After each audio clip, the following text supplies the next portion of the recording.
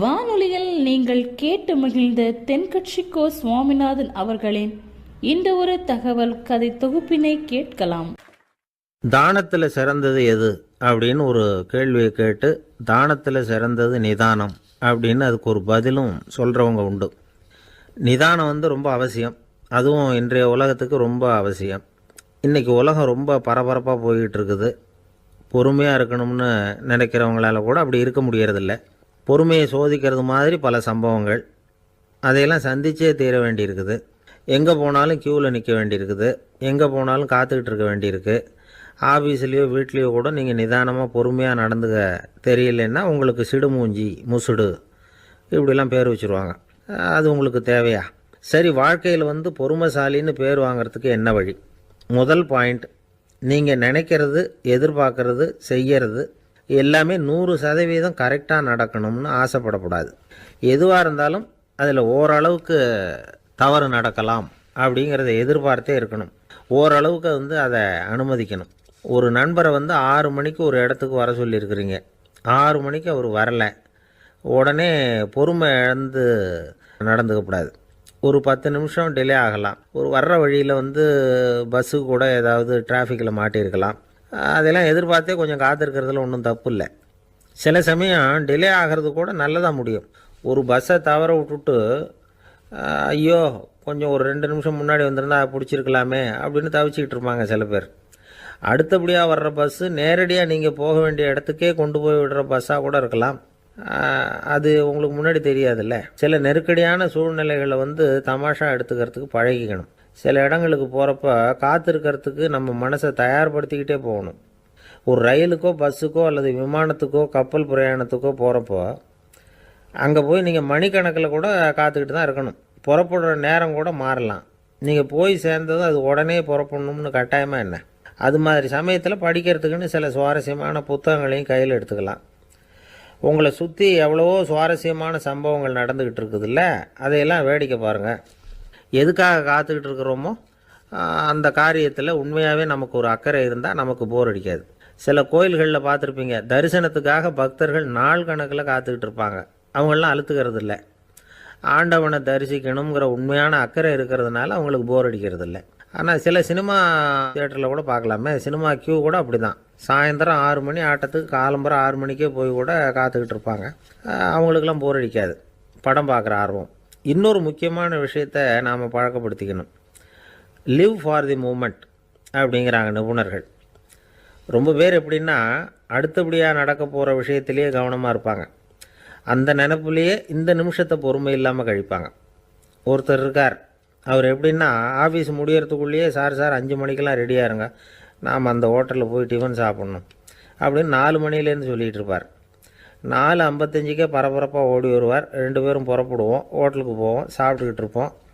அப்படி சாப்பிட்டுக்கிட்டு இருக்கிறப்ப சார் சாப்பிட்டு முடித்ததும் நேராக ஒரு ஜவுளி கடைக்கு போகிறோம் அப்படிம்பார். பரபரக்க சாப்பிட்டு முடிப்பார், புறப்படுவார். ஜவுளி கடையில் அவசரமாக சீக்கிரம் பில் போடுங்க சார், சினிமாவுக்கு நேரம் ஆகிடும்பார். சினிமா தியேட்டரில் உட்காந்து அடுத்தபடியாக எங்கே டின்னர் சாப்பிட்றதுன்னு யோசனை பண்ணிகிட்டு இருப்பார். ராத்திரி படுக்கையில் விழுந்ததுக்கு அப்புறமும் நாளைக்கு காலையில் எழுந்திரிச்சதும் அதை பண்ணணும் இதை பண்ணணும்னு திட்டம் போட்டுக்கிட்டே இருப்பார். அதாவது எப்போவும் அடுத்த நிமிஷம், அடுத்த நாள், அடுத்த வாரம், அடுத்த வருஷம், இதுதான் அவங்க சிந்தனை. இந்த நிமிஷம் என்ஜாய்மெண்ட்டை அவங்க இழந்துடுறாங்களாம். அதனால தான் வாழ்நாள் பூரா பொறுமையின்மை, அவஸ்தை, அல்லல். அதனால் நாம் எல்லோரும் வாழ்க்கையில் நிதானமாக இருக்கிறதுக்கு கற்றுக்கணுமா. அதுக்காக இந்த நிதானத்துக்கு வேறு விதமான அர்த்தம் பண்ணிக்கக்கூடாது. ஒருத்தர் அப்படித்தான் ஒரு தடவை அவருடைய குதிரை காணாமல் போயிட்டு தான். அதுக்காக அவர் கவலைப்படலை, நிம்மதியாக இருந்தார், சந்தோஷமாக இருந்தார். என்ன சார் இது, உங்கள் குதிரை திருட்டு போயிட்டுதுங்கிறீங்க, நீங்கள் கவலைப்படாமல் இருக்கிறீங்களே அப்படின்னு கேட்டாங்களாம். அதுக்கு அவர் சொல்லியிருக்கார், நல்ல வேலை சார், கட்டியிருந்த குதிரை காணாமல் போயிருக்குது. நான் அது மேலே உட்காந்துருக்கிற சமயம் அது காணாமல் போயிருந்ததுன்னா, திருட்டு போயிருந்ததுன்னா நானும் சேர்ந்தில் காணாமல் போயிருப்பேன் அப்படின்னாராம். எவ்வளவு நிதானமான ஆள் பாருங்கள். நாட்டில் நல்லவங்க ஒருத்தர் 2 பேர் இருக்கிறதுனால தாங்க மழையே பெய்யுது அப்படின்னு சொல்கிறது உண்டு. நல்லார் ஒருவர் உளரேல் அவர் பொருட்டு எல்லாருக்கும் பெய்யும் மழை. சில சமயம் ரொம்ப பேர் திடீர்னு நல்லவங்களாக ஆகிடுவாங்க போல இருக்குது. அதனால தான் விடாமல் பேய் மழையாக கொட்டி தீர்த்துடுது. எல்லாரும் நல்லவங்களாகிட்டா உலகமே தாங்காது போல இருக்க. அப்பப்போ ஒருத்தர் 2 பேர் நல்லவங்களாகணும். அப்போ தான் சீராக மழை பெய்யும். மாதத்துக்கு 3 பேர் நல்லவங்களானா மாதம் மும்மாரி பொழியும். இதெல்லாம் வேடிக்கை பேச்சு. இப்போ இதெல்லாம் ஒரு பக்கம் இருக்கட்டும். இப்போ விஷயத்துக்கு வருவோம். ஒரு கும்பலில் நல்லவன் யார் அப்படிங்கிறத எப்படி கண்டுபிடிக்கிறது? இதுக்கு ஒரு வேடிக்கை கதை உண்டு. என்னுடைய நண்பர் ஒருத்தருக்கு அவங்க பாட்டியம்மா சொன்ன கதையும் அது. அது என்ன கதைன்னா, ஒரு ஊரில் ஒரு சமயம் பலமான மழை பெய்ய ஆரம்பிச்சுட்டு தான். இடி மின்னல் ரொம்ப கடுமையாக இருந்திருக்குது. ஆரம்பித்த மழை வர வர கடுமையாகிட்டு இருக்குதே தவிர நிற்கிற பாடாக தெரியல. ஊர் ஜனங்கள்லாம் பார்த்தாங்க. இதுக்கு மேலேயும் வீட்டு உள்ளே இருந்தால் ஆபத்துங்கிறத புரிஞ்சுக்கிட்டாங்க. ஏன்னா வீடெல்லாம் இடிஞ்சு விழுந்துருமோங்கிற பயம். உடனே எல்லாரும் புறப்பட்டு ஊருக்கு பொதுவாக இருந்த ஒரு மண்டபத்தில் போய் தங்கிக்கிட்டாங்க. மின்னல் கடுமையாக இருந்தது. இடி எந்த நேரத்துலையும் விழலாம்ங்கிற நிலைமை. எப்போ விழலாம்னு பார்த்துக்கிட்டு இருக்குது. அந்த மண்டபத்தில் இருந்த ஜனங்கள் மனசுக்குள்ளே ஒரு பயம். நம்ம கூட்டத்தில் யாராவது ஒரு கெட்டவன் பாவம் பண்ணவன் இருந்தால் கூட இடி வந்து இந்த மண்டபத்தில் விழுந்துரும், அது எல்லாருக்கும் ஆபத்து அப்படின்னு நினச்சாங்க. சரி, இதுக்கு என்ன பண்ணலாம் அப்படின்னு யோசனை பண்ணாங்க. அந்த கூட்டத்தில் ஒரு பெரியவர் இருந்தார். அவர் ஒரு யோசனை சொன்னார். இதோ பாருங்கள், அதுக்கு ஒரு வழி இருக்குது.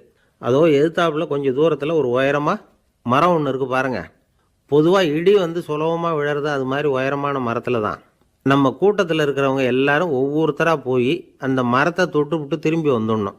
நம்மளில் பாவம் பண்ணவன் யாரோ அவன் அந்த மரத்தை தொடுற சமயத்தில் இடி விழுந்துடும். அவன் மட்டும் போயிடுவான். மண்டபத்தில் இருக்கிற நாமெல்லாம் பொழைச்சிக்கலாம் அப்படின்னு ஐடியா கொடுத்தார் அந்த பெரியவர். இது நல்ல யோசனையாக பட்டது. எல்லாரும் ஒத்துக்கிட்டாங்க. ஒவ்வொருத்தராக போய் அந்த மரத்தை தொட்டு விட்டு திரும்பி வந்தாங்க. இடி எதுவும் விழலை. இன்னமும் பாவம் பண்ண ஆசாமி அதை போய் தொடலை போல இருக்குது அப்படின்னு நினச்சிக்கிட்டாங்க.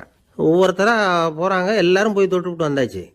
இன்னும் ஒரே ஒரு ஆசாமி தான் பாக்கி. கடைசியாக இருந்த அந்த ஆள் பயந்துட்டான். இது வரைக்கும் இடி விழலைன்னா இப்போ என்ன அர்த்தம்? இப்போ நாம் தான் பாக்கி, நாம் தான் தப்பு பண்ண ஆள் போல இருக்குது அப்படின்னு நினச்சிட்டான். அதனால் துணிச்சலாக போய் தொடுறதுக்கு பயந்தான். தயங்கிக்கிட்டே இருந்தான். இருந்தாலும் மற்றவங்கள்லாம் சும்மா இருப்பாங்களா? கட்டாயப்படுத்தி கழுத்தை பிடிச்சி தள்ளாத குறையா அவனை தள்ளி விட்டாங்க. போய் தொட்டுட்டு வாடான்னு. அவன் நடுங்கிக்கிட்டே போய் அந்த மரத்தை தொட்டான்.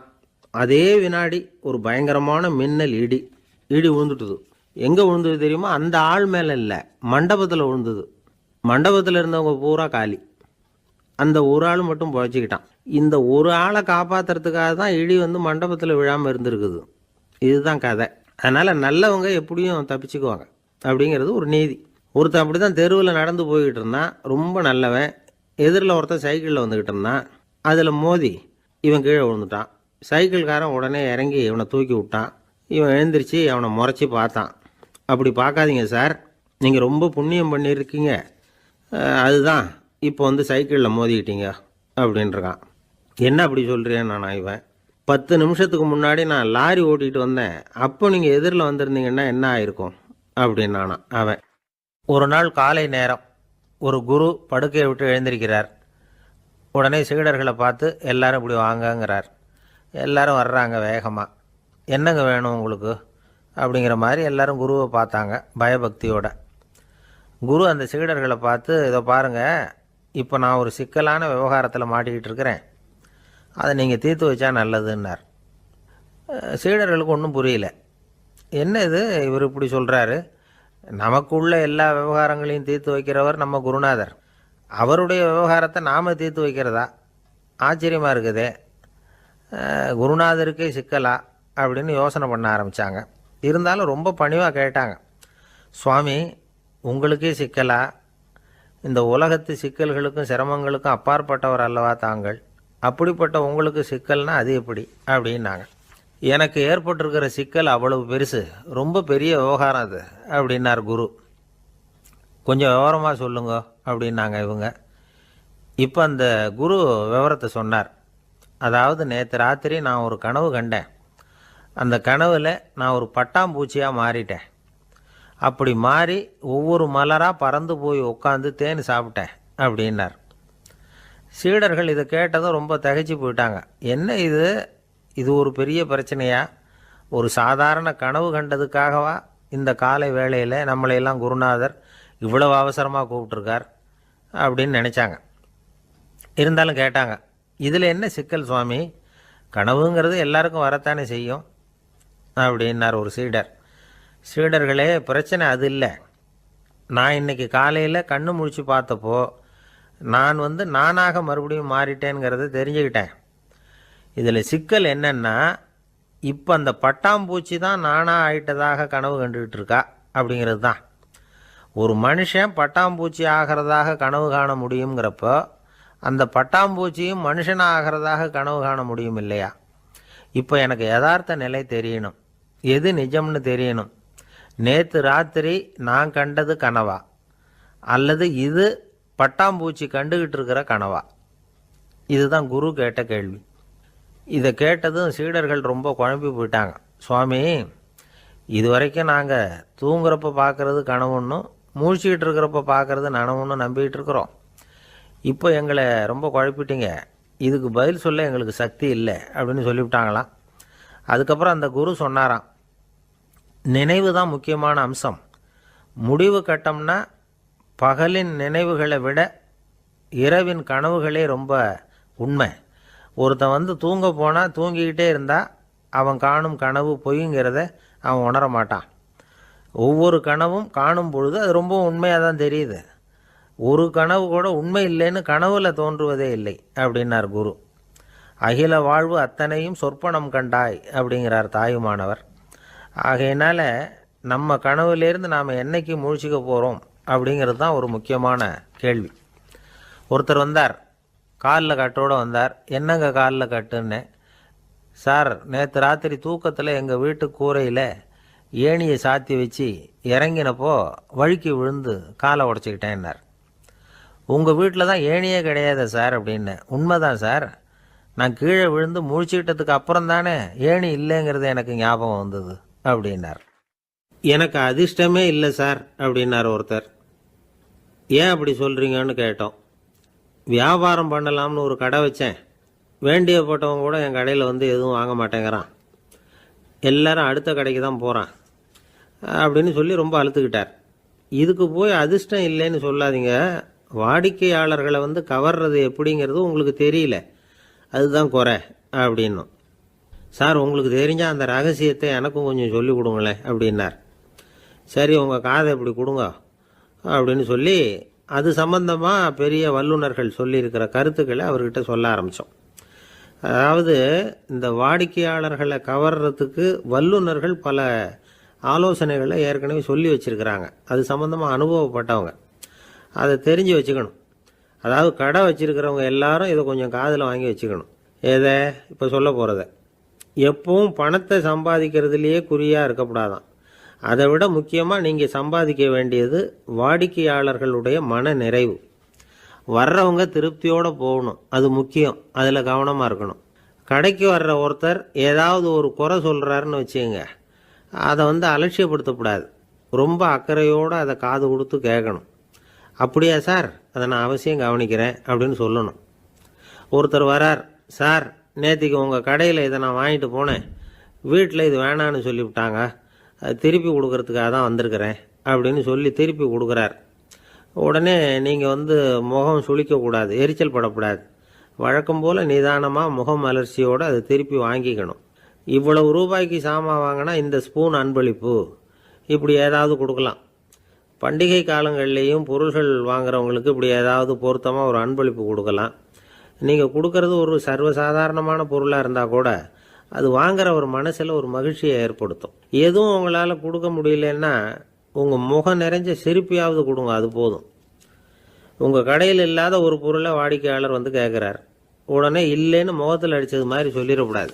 கொஞ்சம் உட்காருங்க சார் அப்படின்னு சொல்லி உங்கள் பணியாளர் யாரையாவது அனுப்பி வெளியிலேருந்து வாங்கிட்டு வர சொல்லி அவர்கிட்ட கொடுக்கலாம்.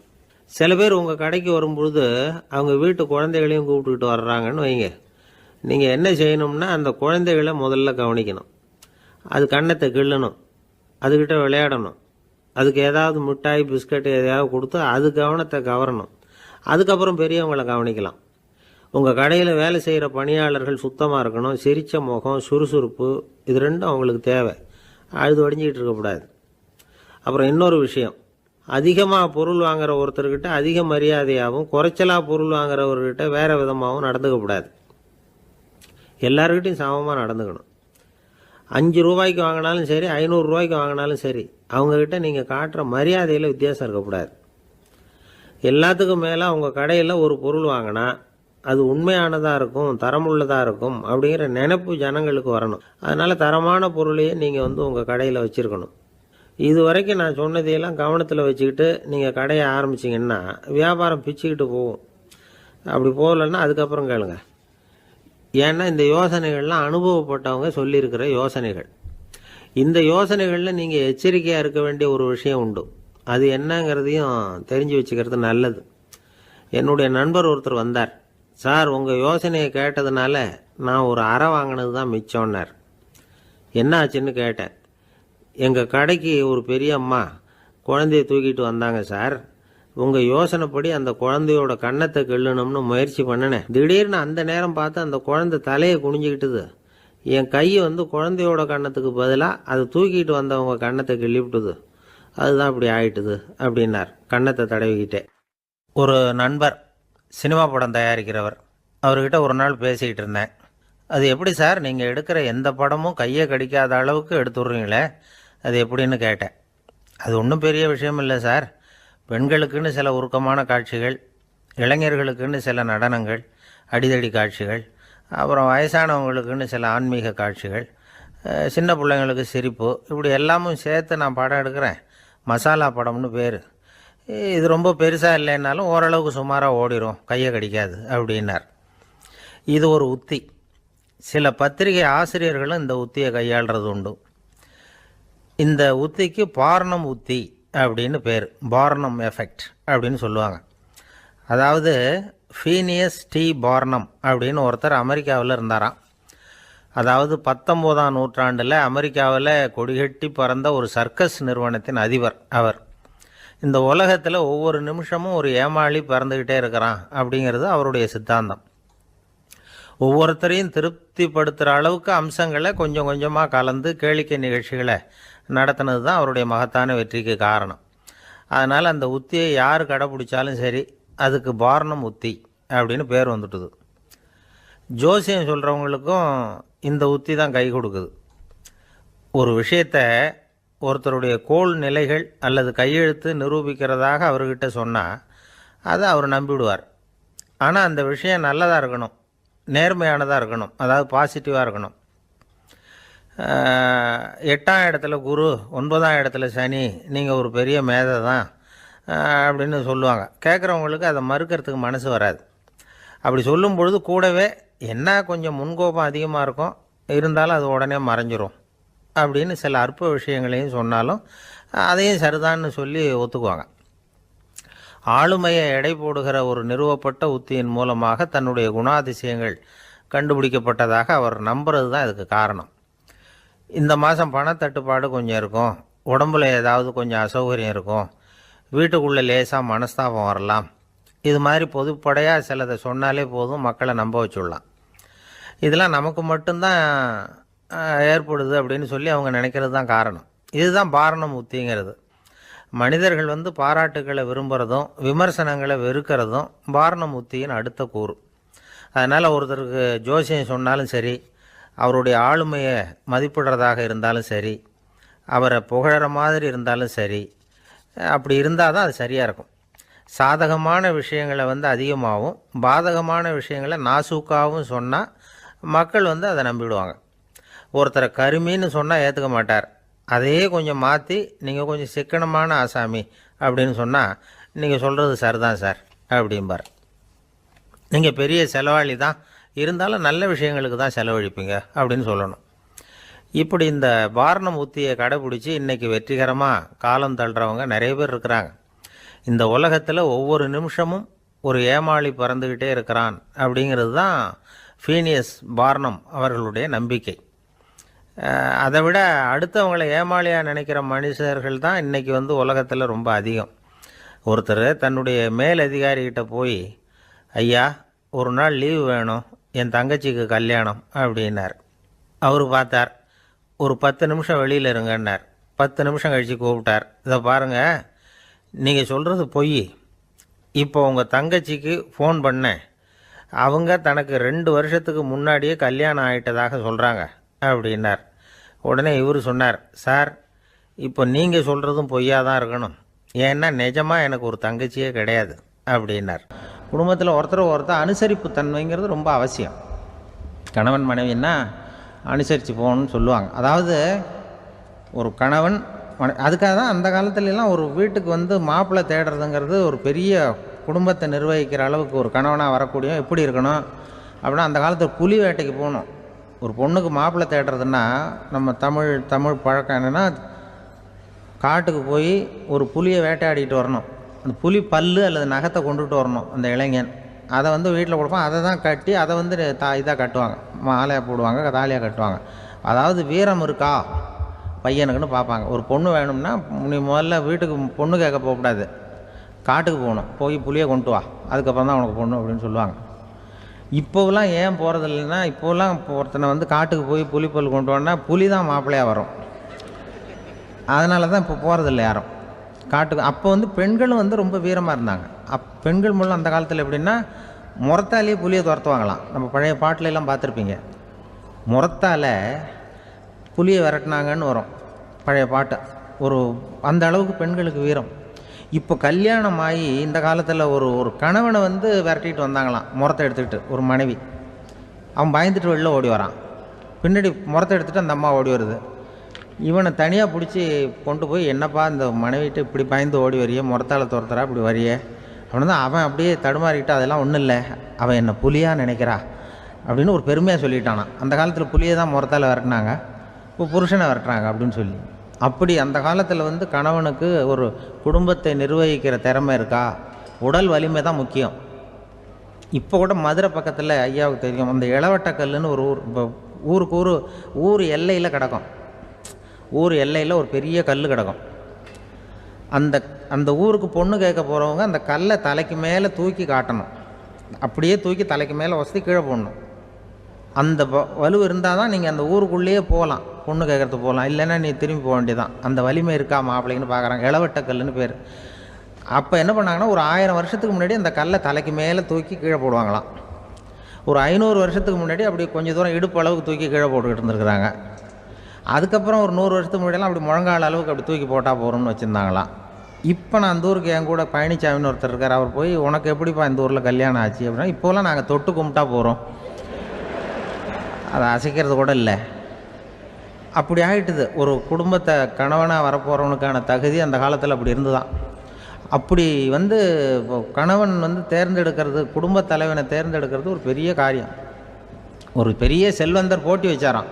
ஒரு நீச்சல் குளம், அதில் யார் வேணாலும் குதித்து அந்த பக்கம் போய் கரையேறலாம். அந்த நீச்சல் குளத்தில் விஷப்பாம்புலாம் கிடக்கு. யார் துணிஞ்சி அந்த விஷப்பாம்பு இருக்கிற குளத்தில் குதித்து அந்த பக்கம் போய் கரையேறானோ அவனுக்கு ஒரு 100 ஏக்கர் நிலம் கொடுப்பேன், அது வேண்டான்னா ஒரு 1000 ஆடு கொடுப்பேன், அதுவும் வேண்டான்னா என் பொண்ணை கொடுப்பேன் அப்படின்னு போட்டி வச்சார்.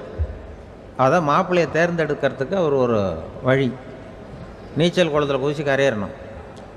இப்போ அந்த ஊரில் இருக்கிற இளைஞர்கள்லாம் வந்து பார்க்குறாங்க அந்த குளத்தில் குதிக்கணும்னு. ஆனால் குளத்தில் ஒரு விஷப்பாம்புலாம் கிடக்கு. இது என்ன பண்ணுறதுன்னு பார்த்தா யாருமே குதிக்கிறதுக்கு தைரியம் வரல. திடீர்னு ஒருத்தன் துணிஞ்சு குதித்தான், படபடன்னு அடிச்சுட்டு போய் அந்த பக்கம் கரையேறிட்டான். கரையேறின உடனே பரவாயில்லையே ஒரு ஆள் வந்துட்டான்னு சொல்லி அவனை அந்த இளைஞனை போய் பிடிச்சிட்டு வந்தாங்க. அந்த பெரியவர் கேட்டார், ஏப்பா இவ்வளவு பெரிய விஷப்பாம்பெல்லாம் கிடக்கிற நீச்சல் குளத்தில் நீ துணிஞ்சு குதித்து கரையேறி இருக்கிற, உனக்கு என்ன 1000 ஏக்கர் நிலம் கொடுத்துறவா, 100 ஏக்கர் நிலம் கொடுக்கவா சொல்கிறப்படி அப்படின்னா, வேண்டாம் சார்ன்றான். ஓஹோ அப்படின்னா ஒரு 1000 ஆடு வேணுமா உனக்கு அப்படின்னா, அதுவும் வேண்டாம் சார். ஓ அப்படின்னா என் பொண்ணு வேணுமா அப்படின்னா, அதுவும் வேண்டாம் சாருங்கிறான். அப்புறம் எதுக்குடா குதிச்சுன்ட்டு, என்ன உனக்கு என்ன தான் வேணும் அப்படின்னு கேட்டிருக்கார். என்னை எவன் பிடிச்சி தள்ளி விட்டவன்னு தெரியணும் அப்படின்ட்டுருக்கான். அதுக்காக அவன் பார்த்துருக்கான். அப்படி இருந்தால் தான் துணிச்சல் வரும் இந்த காலத்தில். கப்பல் கடலில் போய்கிட்டு இருக்கு, புயல் சூறாவளி அலையெல்லாம் பெருசாக ரொம்ப உயரமாக உண்டாகுது. கடுமையான காற்றிலேயும் வேகமான அலைகள்லேயும் சிக்கி அந்த கப்பல் தடுமாறுது. திசை மாறி போச்சு, எந்த பக்கம் போயிட்டுருக்குறோம்னே தெரியல. அந்த கப்பலை செலுத்திக்கிட்டு இருந்த மாலுமி ரொம்ப சாமர்த்தியமாக செயல்பட்டார். தன்னுடைய அறிவாற்றலையும் திறமையையும் முழுமையாக பயன்படுத்தினார். அந்த கப்பலை கட்டுப்படுத்தினார். மெதுவாக அந்த சூறாவளியிலிருந்து கப்பலை காப்பாற்றி கரைக்கு கொண்டுட்டு வந்து சேர்த்துட்டார். மாலுமின்னு ஒருத்தர் இருந்ததுனால அந்த மரக்கலம் காப்பாற்றப்பட்டது. மாலுமின்னு ஒருத்தர் இல்லைன்னு வச்சுக்கோங்க, அந்த கப்பலோட கதி என்னவா இருக்கும் யோசிச்சு பாருங்க. ஒரு கோபக்காரனுடைய நிலைமையும் அப்படித்தானா. கோபக்காரன்கிறவன் ஒரு மாலுமி இல்லாத மரக்கலம் அப்படிங்கிறார் நபிகள் நாயகம். கொந்தளிக்கிற கடல்ல கொடுமையான அலைகளின் உச்சியில அல்லல் படுகிற மரக்கலத்தை விட மோசமானது கோபக்காரனின் நிலைமை அப்படிங்கிறது அவருடைய கருத்து. அது மாதிரி இதுன்னு சொல்லல, அதை விட மோசம் இது அப்படிங்கிறார். ஏன் தெரியுமா?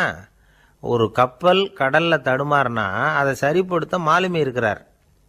அவர் தன்னுடைய சாமர்த்தியத்தினால் அதை கட்டுப்படுத்தி சரியான வழிக்கு கொண்டுட்டு வந்துடுவார்.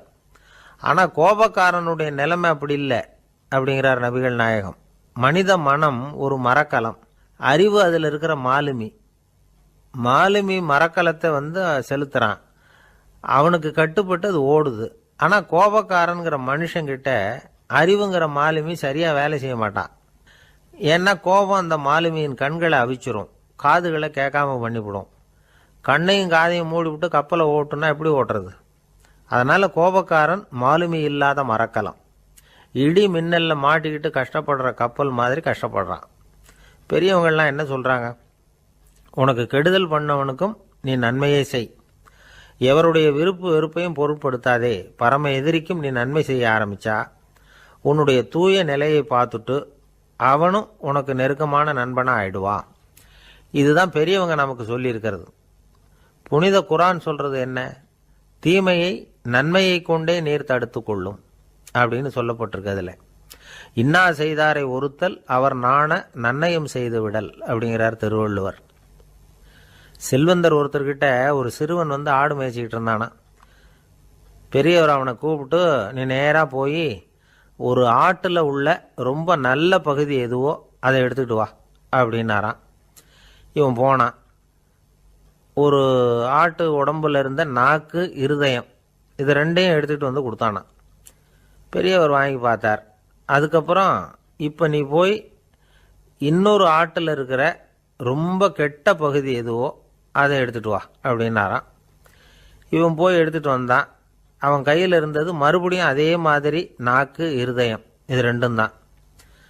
என்னது இப்பவும் அதையே கொண்டுட்டு வந்திருக்கிற அப்படின்னாரான் பெரியவர். இவன் சொன்னானா, ஒரு உடம்புல உள்ள ரொம்ப நல்ல பொருளும் இதுதான், ரொம்ப கெட்ட பொருளும் இதுதான் அப்படின்னானா.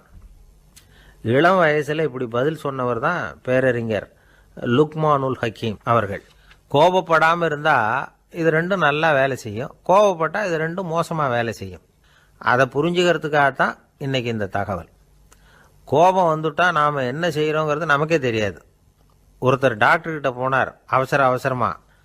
டாக்டர், எனக்கு இப்போ கடுமையான கோப வெறி, எனக்கு கண்ணு மண்ணு ஒன்றும் புரியல, உடனடியாக அதை கட்டுப்படுத்தணும், உடனே இதுக்கு ஏதாவது ஒரு மாத்திரை கொடுங்க ப்ளீஸ் அப்படின்னார். அந்த டாக்டரும் உடனே ஒரு மாத்திரையை கொடுத்து, இதை உடனே போடுங்க, நான் தண்ணி கொண்டுட்டு வரேன்னு உள்ளே போனார். தண்ணியோடு திரும்பி வந்தார். இவர் சொன்னார், டாக்டர், நீங்கள் கொடுத்த மாத்திரை ரொம்ப பெருசாக இருந்தது, இருந்தாலும் கஷ்டப்பட்டு முழுங்கிட்டேன்னார். டாக்டர் சந்தேகத்தோடு மேசையை பார்க்குறார். பார்த்தா மாத்திரை அங்கேயே இருக்குது, பேப்பர் வெயிட்டை காணல. ஒரு நாள் ஒரு 10-15 பள்ளிக்கூடத்து பிள்ளைங்க தேடிட்டு வந்தாங்க. உங்களை பார்த்துட்டு தான் போகணும், அதுக்காக தான் வந்திருக்கோம்னாங்க. என்ன விஷயம்னு கேட்டோம். நாங்கள்லாம் கூடி ஒரு முடிவு பண்ணியிருக்கிறோம், அதை உங்ககிட்ட சொல்லணும் அப்படின்னாங்க. அதுவும் ஒரு வாண்டு பையன் அதை சொன்னான். என்ன முடிவு அது அப்படின்னு கேட்டோம் ரொம்ப ஆர்வமாக. அதை இப்போ சொல்ல மாட்டோம், எங்களுக்கு பிடிக்கிற மாதிரி ஏதாவது ஒரு தகவல் சொன்னால் அதுக்கப்புறம் நாங்கள் அதை சொல்கிறோம் அப்படின்னா அந்த வாண்டு பையன். சரி, சின்ன பையன்கிட்ட இன்றைக்கி வசமாக மாட்டிக்கிட்டோம் அப்படின்னு நினச்சிக்கிட்டு அவங்களுக்கு தகுந்த மாதிரி ஒரு கதை சொல்ல ஆரம்பித்தோம். அது என்ன கதைன்னா, ஒரு பெரிய காடு, அதில் பலவிதமான மிருகங்கள். அந்த காட்டுக்கு ஒரு சிங்கம்தான் ராஜா. எப்பவும் காட்டுக்கு அது தானே ராஜா. ஒரு பெரிய யானைக்கு இது பொறுக்கலை. என்ன இது, எப்போ பார்த்தாலும் இங்கே சிங்கத்துக்கே ராஜா பதவி கிடைக்கிது, நான்லாம் எவ்வளவு பலசாலியாக இருக்கிறேன், அப்படி இருந்தும் எனக்கு அந்த பதவி கிடைக்கலையே அப்படின்னு தனக்குள்ளே பொறுமிக்கிட்டே இருந்தது. ராஜா பதவியை நினச்சி ரொம்ப ஏக்கம், அதுக்கு பதவி மோகம். இந்த சமயம் பார்த்து ஒரு குள்ள நெறி கூட்டம் அதை தேடிட்டு வந்தது. ஐயா பெரியவங்களே, நீங்கள் இந்த காட்டுக்கு ராஜாவாக இருக்க ஆசைப்படுறீங்க, அதில் ஒன்றும் தப்பு இல்லை. ஆனால் அதுக்கு முன்னாடி நீங்கள் எங்கள் கூட்டத்துக்கு கொஞ்ச நாள் தலைவராக இருங்க, அதாவது ராஜாவாக இருங்களேன், உங்களுக்கும் ஒரு ட்ரைனிங் கிடைச்சது மாதிரி இருக்கும் அப்படின்னு சொல்லியிருக்குது இந்த கூட்டம், குள்ளநெறி கூட்டம். இதை கேட்ட உடனே யானைக்கு ரொம்ப சந்தோஷம் தாங்கலை. அதுதான் எப்போன்னு பதவிக்காக காத்துக்கிட்டு இருக்குதே. இருந்தாலும் கொஞ்சம் பிகுவோட, சரி நீங்கள்லாம் இவ்வளோ தூரம் என்னை தேடிட்டு வந்து கேட்குறதுனால மறுக்க முடியல அப்படின்னு ரொம்ப ஏதோ அவளுக்கு சிரமப்பட்டு ஒத்துக்கிறது மாதிரி ஒத்துக்கிட்டது. ஏதோ உங்கள் ஆசைக்கு கட்டுப்படுறேன், கொஞ்ச நாள் உங்கள் கூட்டத்துக்கு ராஜாவாக இருக்கிறதுக்கு சம்மதிக்கிறேன் அப்படின்னுது. உடனே அந்த யானை வந்து ராஜ நடை போட ஆரம்பிச்சிட்டுது. யானை வந்து சாதாரணமாக நடந்தாவே எப்படி இருக்குங்கிறது நமக்கு தெரியும். அதுவே ராஜ நடை நடந்தால் எப்படி இருக்கும் கற்பனை பண்ணி பாருங்கள். யானை முன்னாடி கம்பீரமாக போய்கிட்டு இருக்குது, தலைவர் இல்லையா, அதனால் குள்ள நரிகள்லாம் ரொம்ப அடக்கமாக அது பின்னாடி அணிவகுத்து போயிட்டுருக்குது. ராஜா வாழ்க, மன்னர் வாழ்க அப்படின்னு கோஷம் வேறு. யானைக்கு தலைகால் புரியல, அவ்வளவு சந்தோஷம். அந்த யானைக்கு செருக்கு, ஆணவம் எல்லாம் ஏற்பட்டு போச்சு. அதுக்கப்புறம் அது தரையை பார்க்குமா, நிமிர்ந்து நடக்க ஆரம்பிச்சுட்டுது. தரையை பார்க்குறதே இல்லை. அப்படி போயிட்டுருக்கிறப்போ ஒரு சதுப்பு நிலத்தில் திடீர்னு காலை வச்சுட்டுது. அவ்வளோதான், கால் உள்ளே போட்டுது. இன்னொரு காலை எடுத்து வச்சுது, அதுவும் உள்ளே போட்டுது. அந்த 2 காலையும் எடுக்கிறதுக்காக அடுத்த 2 காலையும் அழுத்திச்சு, அதுவும் உள்ளே போக ஆரம்பிச்சுட்டுது. இப்போ 4 காலம் வசமாக சேத்துல அழுந்தி போச்சு, எடுக்க முடியல. குள்ள நரிகள்லாம் அதை சுற்றி வந்தது. சிலது சுற்றி நின்று டான்ஸ் ஆட ஆரம்பிச்சுட்டுது யானையை பார்த்துட்டு. இதை யானை பார்த்தது. என்ன இது தலைவர், நான் தவிச்சிக்கிட்டு இருக்கிறேன், தொண்டர்கள்லாம் சுற்றி நின்று வேடிக்கை பார்த்துக்கிட்டு இருக்கிறீங்க, டான்ஸ் ஆடுறீங்க அப்படின்னு கேட்டுதான். தொண்டர்களே, தலைவர் நான் தவிச்சிக்கிட்டு இருக்கிறது உங்களுக்கு தெரியலையா? இப்போ உடனே உங்கள் தலைவரை காப்பாற்ற வேண்டியது உங்கள் கடமை இல்லையா அப்படின்னு கத்துச்சான் அந்த யானை. குள்ள நரிகளில் ஒன்று முன்னாடி வந்து நின்று அந்த யானையை பார்த்து தான், தலைவரே எங்களுக்கு ரொம்ப நாளாக ஒரு ஆசை, அந்த ஆசையை நிறைவேற்றிக்கிறதுக்காகத்தான் உங்களை எங்கள் தலைவராக ஏற்றுக்கிறோம்னு சொன்னோம் அப்படின்னு தான். என்ன ஆசைன்னு கேட்டிருக்கு யானை. யானை கறி சாப்பிட்டு பார்க்கணுங்கிறது எங்களுக்கு ரொம்ப நாளாக ஆசை, அது இன்றைக்கி தான் நிறைவேற போகுது அப்படின்னு தான் அந்த நரி. இதை கேட்ட உடனே அந்த யானை அப்படியே மூர்ச்சி ஆகிட்டு தான். நரிகள்லாம் அது மேலே ஏறி குதற ஆரம்பிச்சுட்டு தான். பதவி மேலே இருந்த பேராசை அந்த பலசாலியான யானையையே மாட்டி விட்டுட்டுது பார்த்தீங்களா அப்படின்னு சொல்லி முடித்தோம் இந்த கதையை அந்த சின்ன பிள்ளைங்கக்கிட்ட. சரிங்க, இப்போ நாங்கள் உங்களை தேடி வந்த விஷயம் என்னங்கிறத சொல்லவா அப்படின்னா ஒரு வாண்டு பையன். சீக்கிரம் சொல்லு தம்பி, சஸ்பென்ஸ் தாங்கலை அப்படின்னோம். அவன் மெதுவாக எங்களை பார்த்து சொல்கிறான், எங்களுக்கு கொஞ்ச நாள் நீங்கள் தலைவராக இருந்தால் தேவலை அப்படின்னா. என் கூட வேலை பார்க்குறப்போ ஒரு அம்மா இருந்தாங்க. அவங்க எப்போதும் அவங்க வீட்டுக்காரர் படத்தையே வச்சுருப்பாங்க, கையில் பத்திரமா வச்சுருப்பாங்க. அவ்வளவு மரியாதை மதிப்புன்னு சொல்லி நாங்கள்லாம் அவங்கள பெருசாக நினைப்போம். இது எதுக்குமா அவங்க வீட்டுக்காரர் படத்தை பத்திரமா இல்லை கையிலே வச்சுருக்கீங்களே, ஆஃபீஸுக்கெல்லாம் எடுத்துகிட்டு வந்து வச்சு அடிக்கடி எடுத்து பார்த்துக்குவாங்க. அவ்வளவு பிரியமாக அவங்க வீட்டுக்காரர் இல்லை. ஆமாம், எனக்கு வந்து ஏதாவது பிரச்சனை வந்துவிட்டதுன்னா உடனே எங்கள் வீட்டுக்காரர் படத்தை எடுத்து பார்ப்பேன். ஆமாம், பரவாயில்லையே இப்படி ஒரு இதாக. ஆமாம், இதை பார்த்துட்டு நினச்சிக்குவேன், இதை விட பிரச்சனை வேறு என்ன இருந்துட போகுது உலகத்தில் அப்படின்னு நினச்சிக்குவேன். உடனே எனக்கு எல்லாம் போயிடும் அப்படின்ட்டு தான். அப்படி ஒரு அம்மா இருந்தாங்க, இப்போவும் இருக்காங்க, வேலை பார்த்துக்கிட்டு இருக்காங்க. அப்படிலாம் இங்கே இருக்கிற தாய்மார்கள், பெண்கள் யாராவது அப்படி கூட பண்ணலாம். எப்போதுமே உங்கள் வீட்டுக்காரர் படத்தை கையில் வச்சுக்கோங்க. அது ஒரு யோசனை, குடும்பம் குதூகலமாக இருக்கிறதுக்கு அது ஒரு யோசனை. அதே மாதிரி இவங்களும் அவங்க படத்தை வச்சுக்கலாம், வச்சுக்கிட்டு பிரச்சனை வரும்பொழுது பார்த்துக்கணும். இதை விட நமக்கு என்ன வந்துட போகுது பெருசாக அப்படி தான் இருக்கணும். குடும்பம் வந்து நல்லபடியாக இருக்கணும்னா அதுக்கு இப்போ சொல்லுவாங்க, கடவுளே வந்து ஒரு வீட்டு கணவன், வீட்டு தலைவர் கனவுல வந்தாராம். கடவுள் வந்து இது மாதிரி உன்னை விட்டுட்டு உங்கள் குடும்பத்தை உன்னையெல்லாம் விட்டுட்டு போக போகிறேன்னா, அதனால் ஏதாவது வர வேணும்னா கேட்டு போய் வாங்கிக்கோ அப்படின்னு கடவுள் சொன்னாராம் அந்த குடும்ப தலைவர்கிட்ட. அவருக்கு என்ன கேட்குறதுன்னு புரியல. கடவுள் வந்து விட்டுட்டு போகிறேங்கிறார், ஏதாவது வரம் கேட்டுக்கோ அப்படின்னு. நம்ம என்ன பண்ணுறது, என்ன கேட்குறதுன்னு ஒன்றும் புரியல, குழம்பிக்கிட்டு இருந்தான் அந்த ஆள் கனவில். இப்போ கடவுள் சொன்னாராம், சரி நீ ரொம்ப குழப்பமாக இருக்க, நாளைக்கு மறுபடியும் உன் கனவில் வரேன், அதுக்குள்ளே நீ முடிவு பண்ணி வை, உனக்கு என்ன வரம் வேணுமோ கேட்டு வாங்கிக்கோ, உனக்கு வரம் கொடுத்துட்டு நான் போயிடுறேன், உன்னை விட்டுட்டு போகிறதா நான் முடிவு பண்ணிட்டேன் அப்படின்ட்டுருக்கார் கடவுள். சரி ஒரு நாள் அவகாசம் கொடுங்க, நாளைக்கு நான் அதுக்குள்ளே முடிவு பண்ணி வைக்கிறேன்ட்டு அவர் வந்தார். மறுநாள் முழிச்சுக்கிட்டு மனைவி மகன் மக்கள் எல்லோரையும் கூப்பிட்டார், குடும்பத்தில் எல்லாரையும். இப்படி வாங்க, இது மாதிரி நேற்று கனவுல வந்தார் கடவுள், நம்மளை விட்டுட்டு போக போகிறாராம், என்ன வரம் வேணும்னு கேட்டு வாங்கிங்கோ அப்படின்னு இப்போ சொல்லிட்டார். என்ன கேட்குறதுன்னா அப்படின்னு அந்த கணவன் கேட்குறான். இந்த மனைவி சொல்கிறாங்க, என் உடம்பு பூரா நகையாக இருக்கணும் அப்படின்னு கேள் அப்படின்ட்டுருக்கு. அதுக்குள்ளே அந்த ஒரு பொண்ணு ஓடி வந்து, அப்படிலாம் கேட்காதப்பா கடவுள்கிட்ட, இப்போ இருக்கிற சொத்து எவ்வளோ இருக்கோ அதுபோல் இன்னொரு பங்கு வேணும்னு கேள் அப்படின்னு. அந்த பையன் வந்து அவன் வேறு சொன்னான், அவன் அது நமக்கு வந்து இது போல் ஒரு 10 பங்காவது வேணும், 2 பங்களா கார் வேணும் அப்படின்னு அவன் ஒரு லிஸ்ட்டை கொடுத்தான். இவர் என்ன கேட்குறதுன்னு முடிவு பண்ணுறதுக்குள்ள அங்கே வேலை செய்கிற அம்மா, ஒரு வயசான அம்மா வந்திருக்கு, வேலை செய்கிற அம்மா. அது வந்து சொல்லிச்சான் இவர்கிட்ட, தப்பாரு கடவுள்கிட்ட அப்படிலாம் கேட்காதப்பா, நாளைக்கு வரும்பொழுது என்ன வர வேணும்னா எங்கள் குடும்பத்தில் எல்லாரும் அன்பாக இருக்கணும், பாசமாக இருக்கணும்னு கேட்டு வாங்கிக்கோ வரத்தை. அன்பு பாசம் குடும்பத்தில் எப்போதும் நிலவணும்னு கேட்டு வாங்கிக்கோ, வேறு எல்லாம் நம்ம பார்த்துக்கலான்னு அந்த பெரியம்மா சொல்லித்தான். மறுநாள் அதே மாதிரி படுத்து தூங்கினார். கடவுள் கனவுல வந்தார். வந்து கேட்கும்பொழுது இவர் சொன்னாராம், ஐயா எனக்கு வந்து எங்கள் குடும்பத்தில் நாங்கள் கணவன் மனைவி பிள்ளை குட்டி எல்லாம் பாசமாக இருக்கணும், அன்பாக இருக்கணும், இதுதான் எங்களுக்கு வர வேணும் அப்படின்னு கேட்டாராம். இவர் கேட்டதும் கடவுள் வந்து தலையை சொரிய ஆரம்பிச்சிட்டாராம். ஏன் என்ன யோசிக்கிறீங்கன்னு கேட்டிருக்காரு. நீங்கள் அன்பாக பிரியமாக இருந்தீங்கன்னா அப்புறம் ஏன் நான் உங்களை விட்டுட்டு போக போகிறேன், நான் ஏற்கனவே இல்லைங்கிறதுனால தான் உங்களை விட்டு போகலாம்னு முடிவு பண்ணியிருந்தேன். இப்போ நீங்கள் ஏற்கனவே பாசமாக இருந்தீங்கன்னா நான் இனிமேல் போக மாட்டேன், அதனால் ஏன் முடிவும் மாற்றிக்க வேண்டியது தான், உங்கள் கூட தான் இருக்க போகிறேன்னாராம். இப்படி ஒரு கதை சொல்லுவாங்க. அதனால் ஒரு குடும்பத்தில் அந்தந்த உறவு முறைகள் சரியாக இருக்கிற வரைக்கும் எல்லாம் நல்லாயிருக்கும்.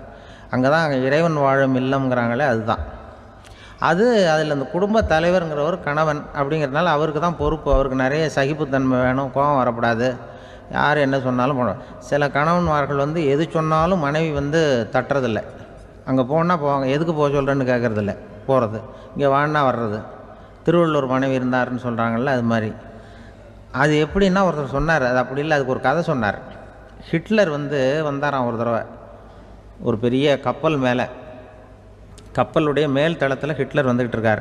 ஒரு இங்கிலீஷ் கேப்டன் எதிரில் நிற்கிறான். அவனுக்கு பெரிய ஆச்சரியம், இந்த ஆள் எப்படி இப்படி ஒரு தனி மனிதனாக இருந்துக்கிட்டு உலகத்தையே இப்படி இந்த பாடுபடுத்துகிறார் அப்படின்னு சொல்லி, உன்னுடைய வெற்றிக்கு என்ன காரணம்னு கேட்டாராம் அந்த இங்கிலீஷ் கேப்டன். இப்போ ஹிட்லர் சொன்னாராம், என்னுடைய வெற்றிக்கு காரணம் என்கிட்ட வேலை செய்கிற ஊழியர்கள். நான் கிழிச்ச கோட்டை தாண்ட மாட்டாங்க, நான் என்ன சொல்கிறேனோ அதை உடனே செய்வாங்க, ஏன் எதுக்குன்னு எதிர்த்து பேச மாட்டாங்க, அதுதான் என்னுடைய வெற்றிக்கு காரணம் அப்படின்னு சொல்லி அதை நிரூபித்து காட்டுறேன் பார் அப்படின்னு சொல்லி கையை தட்டினாராம் ஹிட்லர். உடனே ஒரு சிப்பாய் எங்கேருந்து வந்து லெஃப்ட் ரைட்னு போட்டு வந்து சல்யூட் பண்ணி நின்னான். உடனே ஹிட்லர் சொன்னார், நீ அப்படியே இந்த கப்பல் மேல் தளத்துலேருந்து அப்படி கடலில் விழுந்து செத்து போடா அப்படின்னு பொத்துன்னு குதிச்சுட்டான். எதுக்கு சொல்கிறேன் என்ன இதில், உடனே குதிச்சு செத்து போட்டான். இவருக்கு பெரிய ஆச்சரியம் கேப்டனுக்கு. ஹிட்லர் சொன்னார், இதுதான் என்னுடைய வெற்றிக்கு காரணம், தப்பார் இன்னொருத்தனை கூப்பிட்றேன் அப்படின்னு தட்டினா இந்த பக்கத்துலேருந்து ஒருத்தன் வந்தான், லெஃப்ட் ரைட்னு வந்து நின்னா, நீ இப்படி குதிச்சு செத்து போடா அப்படின்னு பொத்துன்னு குதிச்சிட்டான். எதுக்கு போக சொல்கிறீங்கன்னு ஒன்றுமே கேட்கல, குதினா உடனே குதிச்சிட்டான். அப்போ ஹிட்லர் சொன்னார், இதே மாதிரி என்னுடைய ஒவ்வொரு ஊழியர்களும் இருக்கிறாங்க, நானும் ஊழியர்களை இழக்கிறதுக்கு தயாராக இல்லை, தப்பார் தயாராக இருப்பேன் எப்போதும், தப்பார் இன்னொருத்தரம் தட்டுறேன்னு இன்னொருத்தர் வந்தார். எதிர்த்தாவில் இருந்து ஒருத்தன் லெஃப்ட் ரைட் சல்யூட் அடித்தான். நீயும் குதிச்சு செத்து போடான்ருக்கார் ஹிட்லர். இவனால் பொறுக்க முடியல, இந்த இங்கிலீஷ் கேப்டன் அனாவசியமாக ஒவ்வொருத்தனாக குதிச்சுட்றானேன்னு சொல்லி ஓடி போய் அவனை குதிச்சிட்டான். குதிக்கிறதுக்கு முன்னாடி பிடிச்சி தனியாக எடுத்துகிட்டு போட்டான். தனியாக எடுத்துகிட்டு போய் அந்த சிப்பாய்கிட்ட கேட்டாரான் அந்த இங்கிலீஷ் கேப்டன், ஏன்ப்பா அந்த ஆள் குதிக்க சொல்கிறான்னா நீ ஏன் எதுக்குன்னு கேட்குறது இல்லையா, உடனே குதித்து செத்து போகிறீங்களே, இதெல்லாம் என்ன அநியாயம் அப்படின்ட்டுருக்கான் அந்த இங்கிலீஷ் கேப்டன் கையை பிடிச்சிக்கிட்டு. உடனே அந்த சிப்பாய்க்கு கோவம் வந்துட்டு தான், உடையா கையை, இவன்ட்ட வேலை பார்க்குறத விட உழுந்து செத்து போகலான்னு நான் குதிக்கிறான்,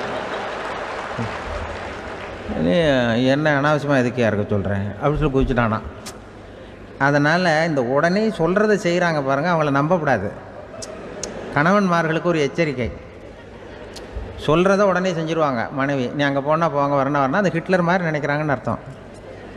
இதுகிட்ட பேசிக்கிட்டு இருக்கிறத விட சொல்கிறத செஞ்சுட்டு போடுவோமே, அப்படி சமாளிக்கிற கணவன்மார்கள் உண்டு. குடும்பத்தில் வந்து அப்படிலாம் இருந்து சமாளிக்கிறாங்க. சில பேர் ஆளை பார்த்தா 60 வயசு மாதிரி தோணும், உண்மையான வயசு என்னன்னு பார்த்தா 40 அல்லது 45 சில பேரை பார்க்குறதுக்கு 45 மாதிரி தெரியும், உண்மையிலேயே 65 தாண்டி இருப்பாங்க. ஒரு மனிதனுக்கு 2 வகையான வயது உண்டுங்கிறார் ஓஷோ. அதாவது உடம்புக்குன்னு ஒரு வயசு, மனசுக்குன்னு ஒரு வயசு. முதல் உலக மகாயுத்தம் நடந்தது இல்லையா, அது முடிஞ்சதுக்கப்புறம் முதல் தடவையாக மனிதனின் மூளை வளர்ச்சியை பற்றி மனநல வைத்தியர்கள் ஒரு கணக்கெடுப்பு சோதனை நடத்தினாங்களாம். அது வரைக்கும் மனிதனுக்கு 2 வகையான வயது உண்டுன்னு யாரும் சிந்தித்ததே இல்லையா. அந்த உலக மகாயுத்தம் முடிஞ்சதுக்கு அப்புறம் மனிதனுடைய சராசரி மனதின் வயதை கணக்கிட்டு பார்க்கும் பொழுது அவங்களுக்கெல்லாம் ரொம்ப அதிர்ச்சியாக இருந்துதான். ஏன்னா அது ரொம்ப பின்தங்கிய நிலையில் இருந்திருக்கு, வளர்ச்சி அடையாத நிலையில் இருந்திருக்கு.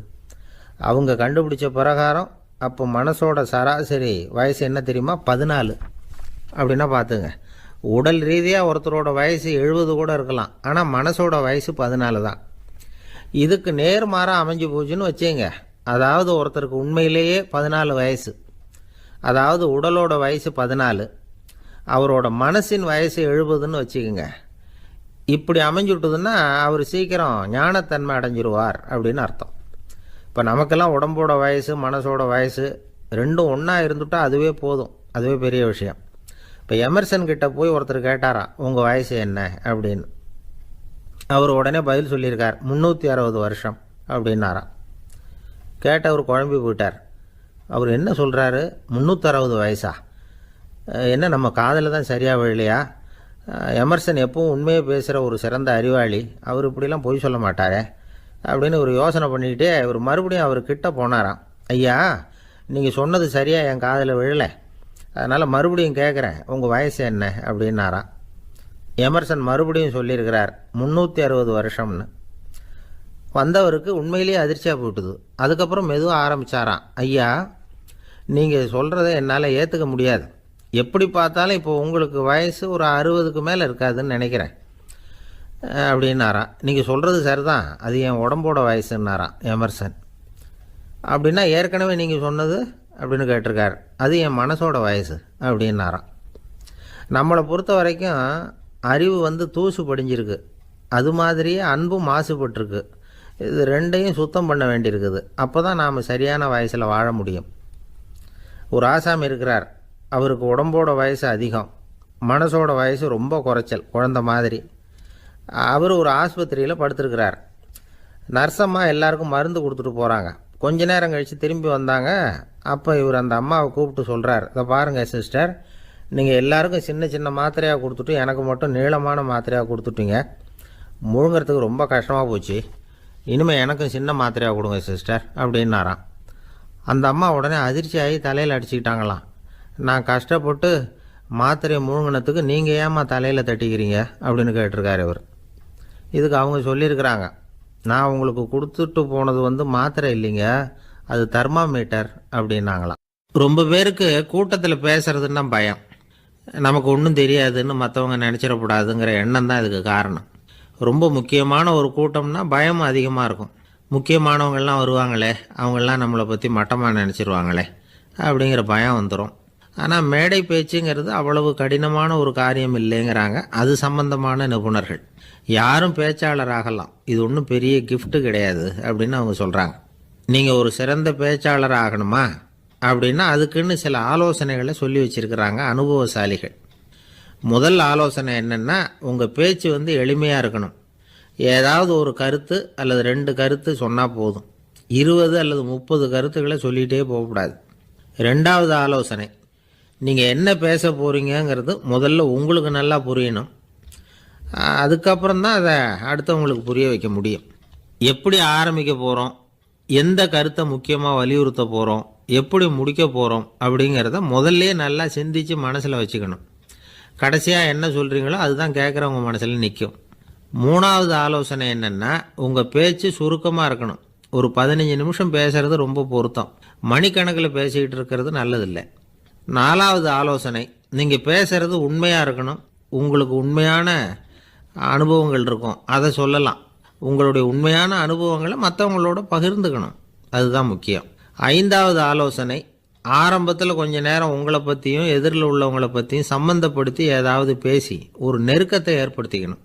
ஒவ்வொருத்தரும் இப்போ இவர் பேச போகிறது நம்ம சம்மந்தப்பட்டது அப்படின்னு நினைக்க ஆரம்பிச்சிருவாங்கல்ல, அதுக்கப்புறம் அவங்க கேட்க தயாராகிட்டாங்கன்னு அர்த்தம். எதிரில் உட்காந்துருக்கிற கூட்டத்திலேருந்து 3 பேரை தேர்ந்தெடுங்க. அதாவது வலது பக்கம் ஒருத்தர், நடுவில் ஒருத்தர், இடது பக்கம் ஒருத்தர். அதாவது உங்களை ரொம்ப கனிவாகவும் ஆர்வமாகவும் பார்க்குறவராக பார்த்து தேர்ந்தெடுத்துங்க மனசுக்குள்ளே. நீங்கள் பேசும்பொழுது என்ன பண்ணணும்னா, இவங்களை நேருக்கு நேராக மாறி மாறி பார்த்துக்கிட்டே பேசுனீங்கன்னா நீங்கள் ஏதோ ஒட்டுமொத்த கூட்டத்தையும் பார்த்து பேசுகிறதாக ஒரு உணர்வு அது ஏற்படுத்திவிடும். ஆறாவது ஆலோசனை என்னென்னா, சொற்பொழிவுன்னா நீங்கள் பேசணும், படிக்கக்கூடாது. எழுதி படிக்கிறது நல்லா இருக்காது. குறிப்புகள் வேணும்னா வச்சுக்கலாம். படிக்கிறது பேப்பர்லேருந்து வர்றது மாதிரி இருக்கும், பேசுகிறது இதயத்திலேருந்து வர்றது மாதிரி இருக்கும். அப்புறம் ஏழாவது ஆலோசனை சொல்கிறாங்க, அது என்னென்னா, மேடையில் ஏறி நின்ன உடனே இயல்பாக மூச்சை இழுத்து விட்டுங்க. இயல்பு நிலைக்கு வாங்க, அதுக்கப்புறம் இயல்பாக பேச ஆரம்பிக்கலாம் அப்படிங்கிறாங்க. இவ்வளவும் வந்து பேச்சு கலையில் வல்லுநர்களாக இருக்கிறவங்க சொல்லுகிற ஆலோசனைகள். இதையெல்லாம் கடைபிடிச்சா நமக்கும் அதுக்கும் வெகு தூரம்னு நினச்சிக்கிட்டு இருந்த ஒன்று இப்போ கிட்டத்தில் நெருங்கி வந்துடும். நாம் சொல்கிறபடியெல்லாம் அது கேட்கும். ஒரு பேச்சாளர், அவருக்கு சுருக்கமாகவே பேச தெரியாது. மேடையில் ஏற்றி விட்டுவிட்டா போதும், ஆரம்பிச்சிருவார், நிறுத்த மாட்டார், பேசிக்கிட்டே இருப்பார்.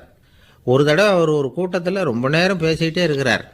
எதிரில் பொறுமை இழந்த ஒருத்தர் தன்னுடைய கை கடிகாரத்தை காட்டினார். அதை கவனித்த பேச்சாளர், மன்னிக்கணும், கை கடிகாரம் நான் கொண்டுகிட்டு வர மறந்துட்டேன், அதுதான் நேரம் போனதே தெரியல அப்படின்னு சொல்லியிருக்கிறார். இதுக்கு அவர் சொன்னாராம் கோபமாக, ஏய்யா, கடிகாரத்தை தான் பார்க்க முடியல, மறந்துட்டேன், பக்கத்தில் மாட்டியிருக்கிற கேலண்டரையாவது பார்க்கக்கூடாதா அப்படின்னாராம்.